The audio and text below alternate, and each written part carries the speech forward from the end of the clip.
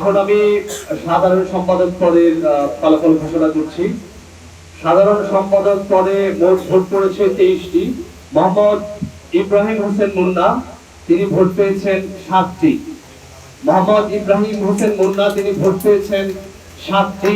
ইব্রাহিম নীরব তিনি ভোট পেয়েছেন 6টি। ইব্রাহিম নীরব তিনি ভোট পেয়েছেন 6টি। শেখ ইনামুল হাসান হাসান ইনাম তিনি 10টি ভোট পেয়ে নির্বাচিত হয়েছেন।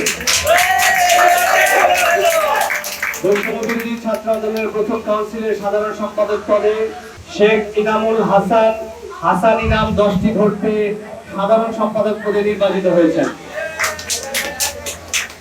এই পর্যায়ে বৈষম্যবিরোধী ছাত্র আন্দোলনের প্রথম কাউন্সিলের সভাপতি পদে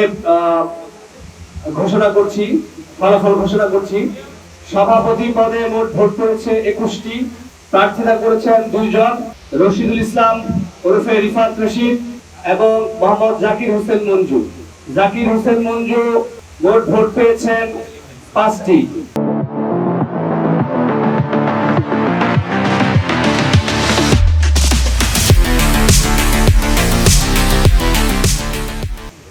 জাকির হোসেন মঞ্জু ভোট পেয়েছেন 5টি।